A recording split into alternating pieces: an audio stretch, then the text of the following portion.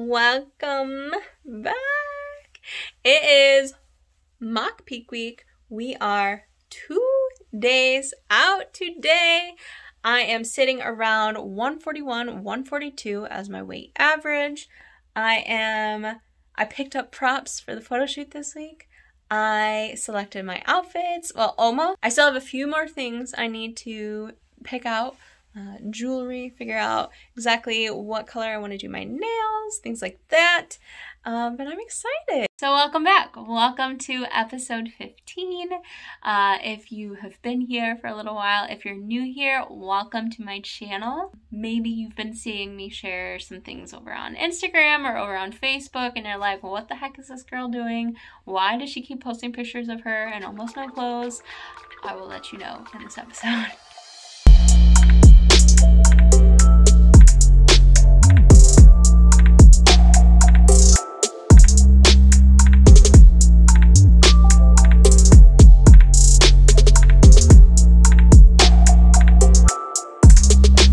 Back in early 2023, I was getting to a point in my fitness and health journey where I was like, you know what? I think I'm ready to kind of take things to that next level.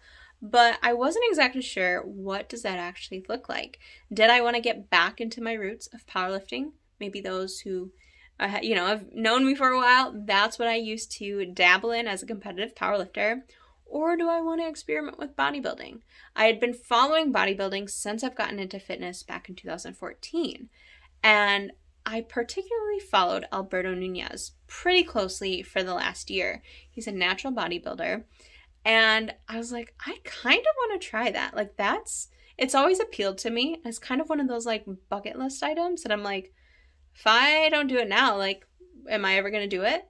So I actually reached out to him in late 2022, booked a call with him, and based on our call, we decided, let's do it. Let's do a mock prep for a bodybuilding show and see how I handle it. This is my 4th time I've ever done a cut, so I'm pretty familiar with that whole process, but what I'm not familiar with is what would it actually be like to go on stage. Now, if I were to do a figure show in 2024, I would kind of want to know, how am I going to handle that? So I booked a photo shoot at the end of this 16-week cut to kind of have something to put a little pressure and make this feel a little bit more real, if you will. So that's kind of what led me here. Because I've been sharing, teasers over on Facebook and Instagram as I've been documenting this whole process on YouTube, I really wanted to share with you guys the importance of a post-plan plan. That's at least what I'm calling it. But let me explain and put a little bit more color to that so you get it.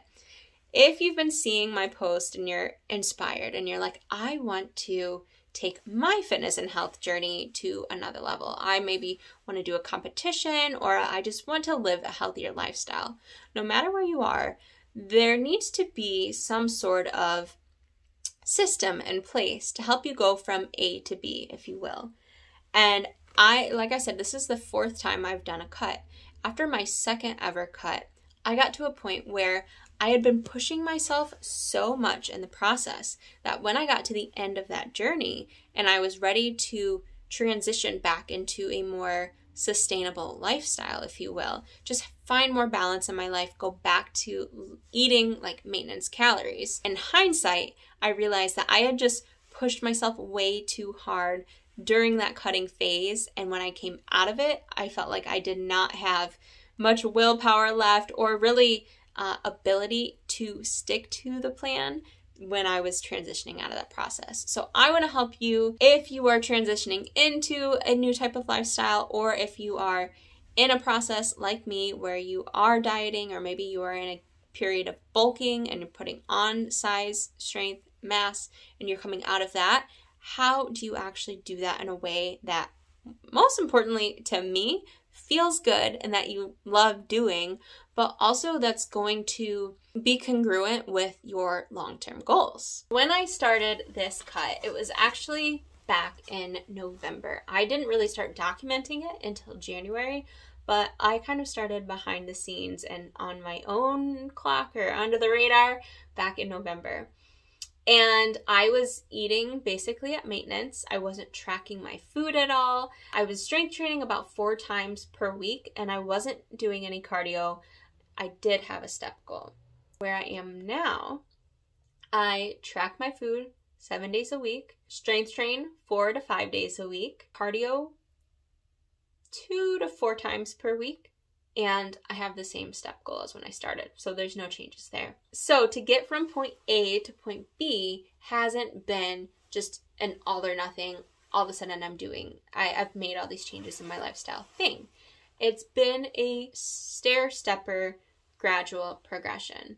It started with getting back into the habit of tracking my food again. I went from not tracking to tracking my protein, tracking my calories, and kind of reacquainting with that habit. Once I got used to that, I started tracking all of my macros. I started tracking my carbs, my protein, my fat, and my calories. From there, I went from tracking about 5 days per week to 7 days a week. As far as my strength training, I was doing 4 days a week already. So every so often throughout this process, I've felt like I've just been excited, the adrenaline, the endorphins, and, dopamine, all of these things at play. I was like, I want to do another training session this week. And so when I was feeling it, when I was excited and I was like, let's fucking go, I would go do that 5th training session when it was there for the week. Because while you're dieting, obviously you don't have as much food in you, so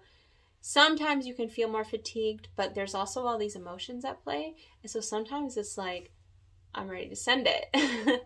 So navigating this whole process is also learning how to manage that psychological part of the game. The cardio, I started adding 2 30-minute sessions per week. And then once I felt ready, I added another 30-minute session. And if you have watched this whole series, or if you go back and you rewatch the series, you will hear me say at various times throughout this whole process that, like, I think I'm going to add cardio. Oh, guys, I didn't add cardio yet. I think I might do it the next week. So it's been like, you don't want to add cardio too soon if you don't need to. And when you do add it, it needs to be, again, a slow, stair-stepper, gradual approach. And then my step goal has stayed the same. And to be honest, there were some days where I felt really beat up in this process. I just felt like my training was really hard, my workload, because I started, I added this to my plate too, sharing with you guys here on YouTube. And so some days I was like, I don't want to go walk. I'd rather just sit here and rest. And you know what? That was okay. That was fine. As you can kind of hear, I'm not sharing my exact plan of how I've gone about this with you guys, because it is and always is so individual to you, your goals, your lifestyle, etc. Which is why it's so helpful to have a coach to help you navigate and stay objective with yourself, and especially if you're new to this sort of thing, helping you to navigate this entirely new territory so you're not just walking in the dark. And essentially how I'm handling my post-plan is to kind of gradually come off and stair-stepper back down. I would ideally like to go back to not having to track my food, just eating intuitively. I have a lot of experience with tracking my food over the years, so I'm pretty good at being able to just eyeball my meals and kind of know what's in it, how many calories and carbs, protein, fat, etc.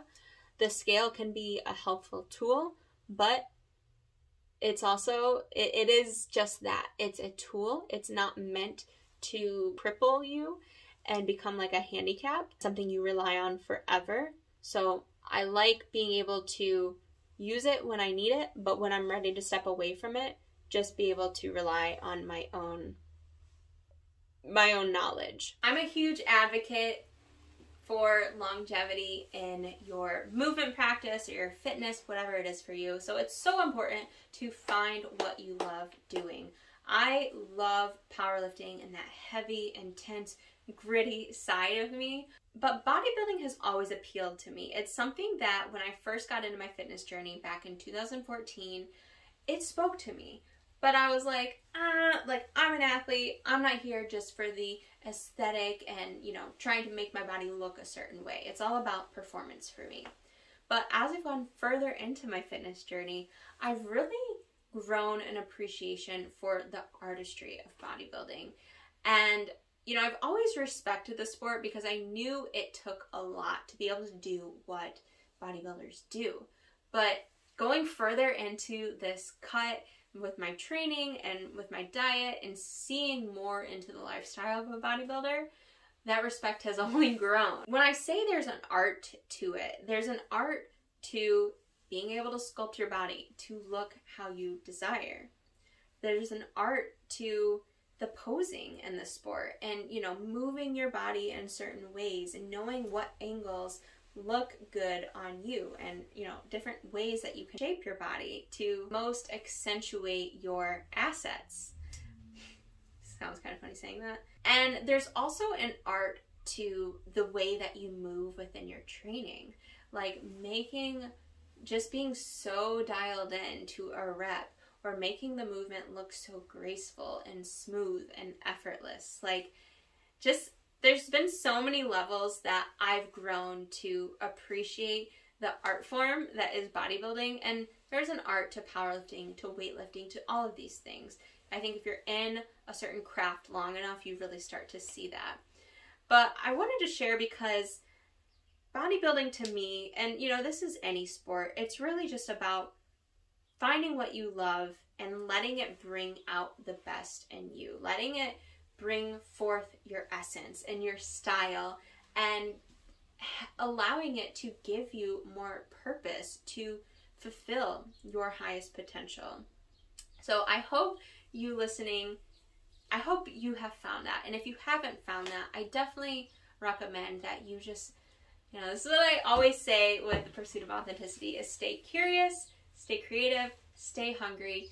Find that thing that speaks to you, that lights you up, that makes you come alive, that you want to do more of, and follow that. Because that is your gift. And it's going to lead to the most beautiful things beyond your current imagination.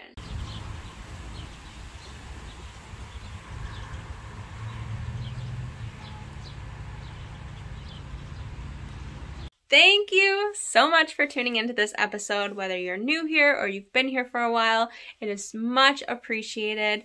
I would love to know, was this video helpful? Are you someone that's currently in the process of taking your fitness to that next level? Maybe you have a competition on the horizon, or maybe you just want to pursue a more healthy way of living. Let me know where you are. If you're interested in hearing about my lessons from this last 16 weeks of my 4th cut, let me know. And join us next week. I will be talking all about what the next chapter entails for me. Obviously, I touched on it a little bit here in this episode, but I will be sharing more behind that, so don't miss out. If you enjoyed this episode, do me a favor. It would mean the world if you hit that like button, if you subscribe wherever the subscribe button is, turn the bell notification on to be notified of future episodes, and drop a comment so that we can just help this channel to grow, to reach more people, and help others to realize you have the answers inside of you of who you were created to be. Your highest potential, your most authentic self awaits to be expressed. Thank you so much for tuning in, and I will see you guys next week.